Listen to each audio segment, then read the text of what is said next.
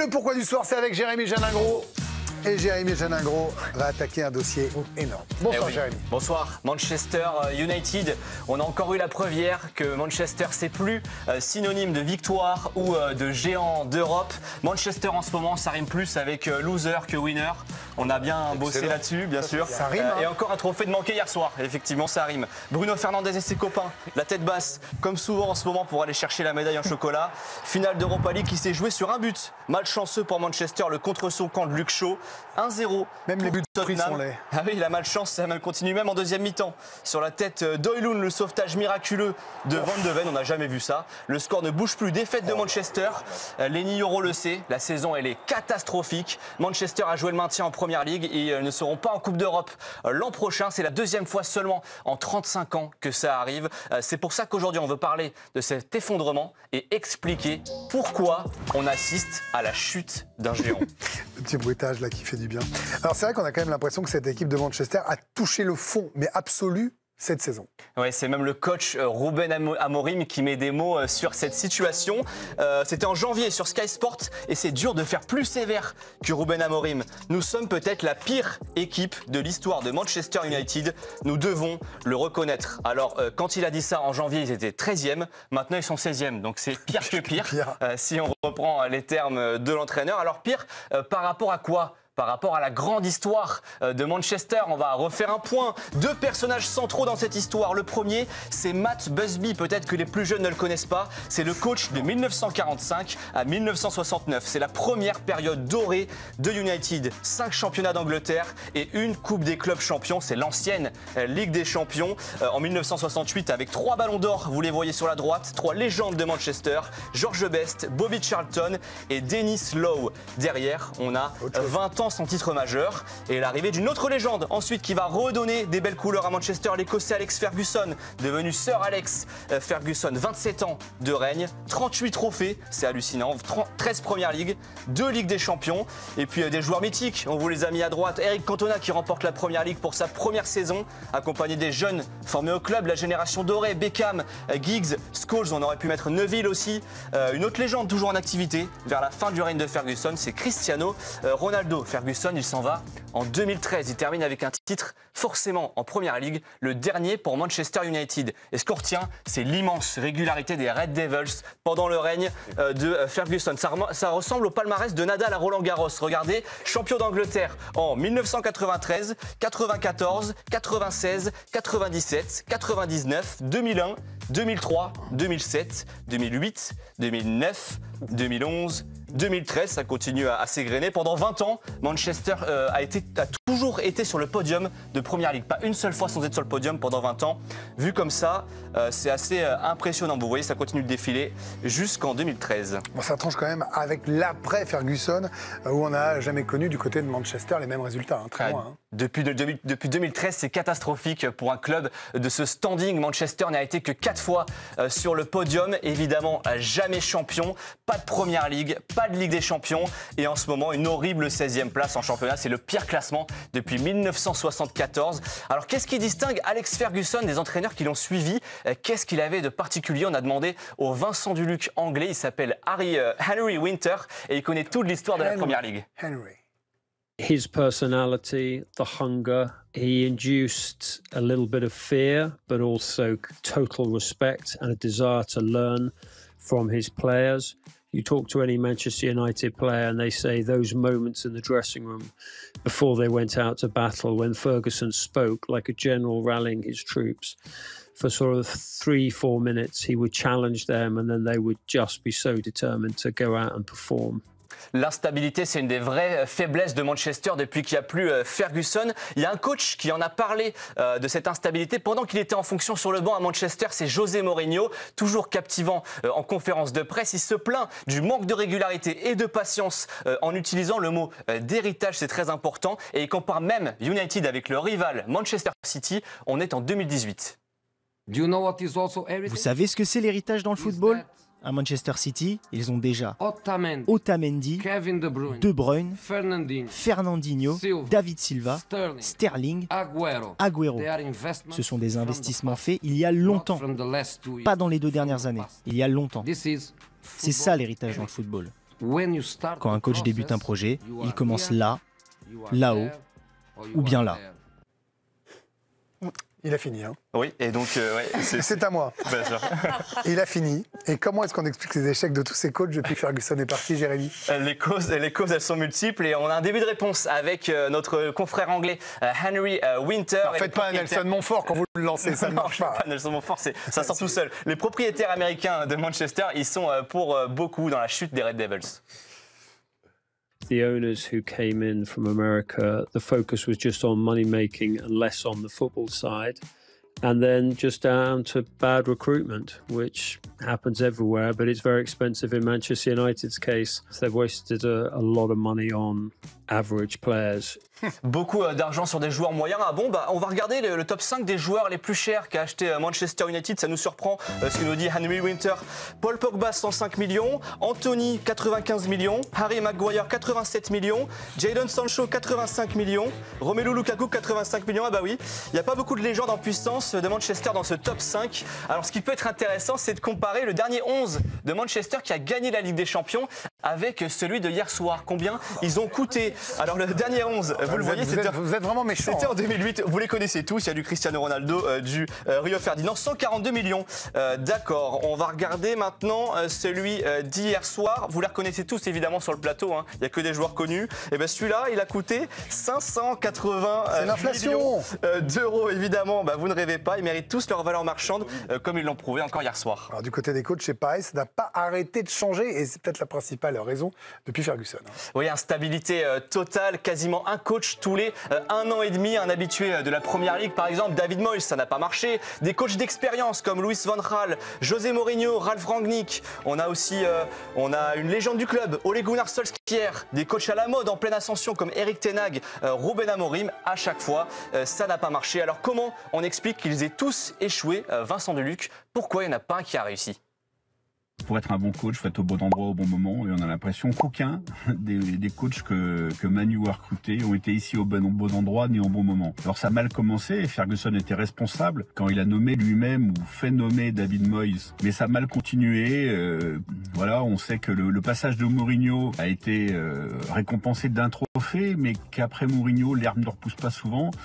Mourinho, il a eu le mérite au moins de remporter une Europa League. Alors si on se projette maintenant, de l'argent, il y en a toujours eu. Manchester, c'est toujours le deuxième plus gros budget de Première Ligue, deuxième club qui vend le plus de maillots à l'international. Il y a un projet majeur qui arrive aussi et c'est important. C'est la construction du nouveau stade pour remplacer le mythique Old Trafford. Il se fait un peu vieux, Old Trafford. Le toit n'est plus étanche, un monument en péril à l'image du club. Ça va être un investissement majeur, vous voyez, sur ces images 3D, dans une période où Ineos et son patron Jim Ratcliffe parle un petit peu de fermer le robinet, de devenir un peu plus rentable. Alors dans ce contexte affreux pour Manchester qui n'a jamais été aussi bas au 21e siècle, comment on se relève? Ça passe par quoi, Vincent Deluc?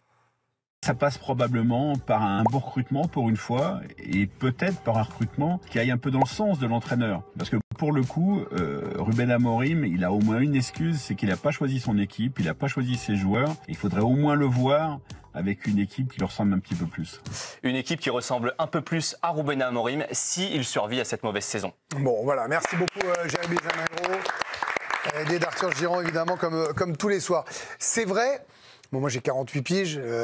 Bruno, on n'est pas loin. Jérôme, légèrement plus. Ambre, beaucoup moins, bien sûr. Olivier Bossard, il n'a pas d'âge. Hein, c'est Benjamin Button. On a connu Manchester, quel que soit finalement notre âge, dominant, triomphant. Enfin, je veux dire, pour vous, c'est Cantona, quand ils sortent de ces absences de Coupe d'Europe, parce qu'il faut aussi rappeler aux plus jeunes qu'il n'y avait pas de Coupe d'Europe pour les clubs anglais, à un moment avec les hooligans qui avaient mis évidemment le feu en Europe. Et là, ils reviennent. Alors Cantona... J'ai grandi avec eux. Voilà. Cantona, Schmeichel, Beckham. Voilà, c'était voilà, quand j'étais jeune pro, il y avait ça, il y avait dans un coin de ta tête, oui, en France, Marseille, Paris. Et puis le rêve absolu, c'était un jour United, quoi. Enfin, de toute ma génération, tous les gars au centre, c'était United, voilà, et pas les posters. Regardez l'équipe du dimanche, là, le dimanche soir à 23h, on voyait Cantona qui relevait, on disait... Le col relevé, Schmeichel, la remontée contre le Bayern, enfin, en Champions League, enfin, voilà, pour moi, Manchester, c'est... Et je trouve effarant qu'après Sir Alex Ferguson, une organisation comme celle-ci n'ait pas réussi à bien bosser. Alors il est un peu responsable, parce que David Moyes, il devait être content de le voir. Mais après, avec l'argent dépensé, de ne pas arriver à construire une équipe et construire une organisation, ce qui est en train de faire le PSG aujourd'hui d'ailleurs, organisation. Je ne parle pas seulement du... Comment tu peux dépenser autant d'argent? Mais c'est parce qu'il n'y a pas de chef, il n'y a pas un mec qui dit non, il n'y a pas un Campos, il n'y a pas un truc, il n'y a pas un... Donc voilà, ce qui m'effare, c'est comment un club, l'un des, on peut dire, 3 plus grands clubs du monde, niveau des plus grands et des plus riches aussi, c'est surtout ça. Comment, depuis donc une quinzaine d'années maintenant, tu n'es pas arrivé à être fichu de construire une organisation cohérente? Au moins une fois. Au moins une fois. Olivier, tu veux réagir? Non, mais Jérôme dit qu'il n'y avait pas de chef. On parle beaucoup évidemment du départ d'Alex Ferguson, mais Alex Ferguson, il n'est pas parti tout seul. Il est parti avec le DG de Manchester qui s'appelait David Gill, qui était également une légende du côté de Manchester. Oui, celui qui avait fait venir tout un tas de stars. Et derrière, il le remplace par Ed Woodward, qui est un ancien banquier et qui, lui, n'est là que dans la logique financière que plutôt la logique sportive. Donc on entasse et on empile des joueurs sans aucune logique sportive, et derrière, on a l'impression de voir le PSG d'il y a quelques années où on prend Messi, on prend Neymar, on prend Mbappé. Mais au moins ils allaient en 8e ou quart de Ligue des Champions, ils font rien. Là ils ont la demi-finale de Ligue Europa, mais enfin bon. Et il y a autre chose qui est parlant. Horrible. Jérôme le souligne en parlant toutes ces stars et toutes ces vedettes qui sont passées par Manchester, les Beckham, les Scholes, tous ces joueurs-là, on n'en voit aucun aujourd'hui du côté de Manchester qui a un rôle. Ils disent du mal à la télé. Ils disent du mal à la télé et ils ont tous été investir dans un petit club pas très loin de Manchester justement qui était en 6e division. Ils ont tous été mettre de l'argent là-bas. C'est dire le fossé qui s'est creusé entre les anciens et puis la famille Glazer qui ne plaît pas du tout du côté de Manchester. Non, puis la famille Glazer qui avait réussi en franchise américaine, mais c'est un autre business. Ça n'a rien à voir avec évidemment le sport européen. Et là maintenant il y a de l'argent avec Ineos, Ambre qui va laisser de côté Nice, on l'a bien compris. Il a plus ou moins dit. Franchement, Nice-Manchester United, je mets un billet sur Nice. Vu le parcours européen de Nice, franchement, vu le parcours européen de Nice, oui, mais en tout cas, Nice sera la saison prochaine. 2 points. Oui,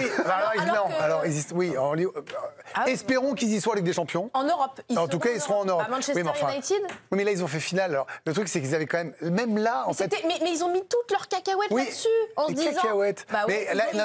Ils ont échoué. Ils ont totalement délaissé la Première Ligue en se disant le seul chemin qui va nous emmener la Ligue des Champions, c'est cette Ligue Europa. Ils ont bazardé tout le reste, sauf que depuis Lyon, ils n'ont rien réussi à produire. Ce qu'ils ont fait là, c'est se faire humilier par une équipe qui est quand même l'éternel loser. Tottenham. Je crois qu'en Première Ligue, perdre contre Tottenham, c'est le pire pour eux. Dans un match des plus indigestes, reste que la saison prochaine, ils n'auront aucune Coupe d'Europe. Mais est-ce qu'il va réinvestir? Est-ce qu'il faut qu'il réinvestisse? Il dit je vais couper le robinet. Oui, c'est mieux ciblé. Moi, j'adore. C'est ce que disait Vincent. Oui, évidemment qu'il va falloir mieux cibler parce que vous parlez tous de l'attractivité de ce club, qui est une marque, qui est une institution, qui est le club. Ils se sont fait rejoindre là, en Première Ligue par Liverpool, mais le plus titré quand même d'Angleterre. Quand on a ce niveau d'attractivité et qu'on n'arrive pas... plus que ça maintenant pour attirer les joueurs. Oui, mais c'est pour ça que je rejoins Greg. Là, il va falloir bien cibler maintenant, arrêter de seulement mettre des ronds et rien avoir derrière qui rentre dans les cases. On parlait de Luis Campos, il va falloir qu'il trouve le leur, a priori. Bruno, est-ce qu'un joueur aujourd'hui de top niveau, c'est dur ce que je vais dire, peut perdre une année en allant à Manchester en se disant j'y crois pour un projet à long terme, ou est-ce qu'il se dit non, je vais aller à Liverpool s'il est en Première Ligue et je vais aller avec Guardiola Dans le monde actuel et dans le football actuel, je ne vois pas un top 10 rentrer à se dire j'ai juste joué 38 matchs de Première Ligue, même si c'est le championnat le plus intense et le plus visible, ne pas avoir ce Rabiot l'a fait avec Marseille Mais en fait, tu sais qu'il y a un parallèle, c'est-à-dire que je voulais le faire, c'est que Marseille s'est régénéré quand même. Sur la saison-là, ils ont changé de coach, ils ont réussi à se trouver un trio qui marche à peu près, et Manchester doit le faire. Juste petite anecdote, j'y suis allé à Manchester pour le Boxing Day, et j'étais effaré dans Old Trafford. Je suis allé voir Manchester face à Newcastle. Ils se sont fait rouler dessus sportivement. C'était un truc, le public réagit même pas. C'est que des consommateurs, ils sont tous avec leur sac. Et je me pensais à Jean-Claude Blanc qui est là-dedans. On rappelle qu'il y a Jean-Claude Blanc, l'ancien DG du PSG, qui est là-dedans. Et je me disais, il doit être content, les caisses sont remplies, mais alors, le public, il n'y en a plus en fait. C'est que des consommateurs, ça chante une petite chanson pour commencer. Et après, moi j'étais avec mon pote, on s'est regardé, on a vu notre bière, on a vu Newcastle, super équipe. Et Manchester, et moi je me suis dit, ils partent de très très loin et ils sont très très très très mal. Alors les boutiques sont remplies, pas de soucis. C'est une bonne franchise mais il n'y a rien. de sport, quoi. Ouais, c'est ça, c'est une franchise de sport. C'est une franchise de sport américain. C'est les Amériques. Oui, ils étaient partis là-dessus. Non, mais après, ils avaient besoin de... C'est aussi la puissance de la Première Ligue. Et puis, on sait bien qu'ils sont le marché asiatique. Ils sont extraordinaires, Manchester United. Mais on reprochait au PSG d'avoir d'abord construit une marque avant d'avoir construit une équipe les années d'avant. Ça ne marche plus pour cette année, même s'ils ont eu des soubresauts européens. Là, le United, on a l'impression qu'ils trahissent leur héritage. Vous voyez, Jérôme, pour moi, il y a une sorte de trahison pour tous les supporters français d'United. Il y en a plein, c'est comme les supporters d'Arsenal. C'est sans doute les 2 clubs anglais qui ont une plus grande fanbase en France. Imaginez pour eux, pour les supporters pure souche de United, parce que là, nous, on dit, avec nos souvenirs de... Mais imaginez pour eux. Le mec est supporter de United depuis 30 ans, là, il a envie de se pendre, le mec. Tu vois, c'est juste pas possible, en fait. Donc, la vraie question, c'est, OK, qu'est-ce que tu fais aujourd'hui? Est-ce que, pour une fois, tu t'inspires intelligemment d'un truc qui a marché pas loin? Quand je dis pas loin, je pense notamment à Paris tout de suite, puisque Paris, ça a marché sur... Finalement, on est passé... Enfin, c'est pas pareil, parce que Paris domine la France tout le temps, et que, bon... Mais inspire-toi, construis une équipe par rapport aussi... Vincent Duluc l'a très bien dit, de quoi ton coach a besoin. De quoi ton coach a besoin. Pars sur ce projet-là, et Mourinho l'a dit aussi. Parfois, tu arrives dans un projet, là, si c'est pas Amorim, le pauvre qui arrive derrière, c'est...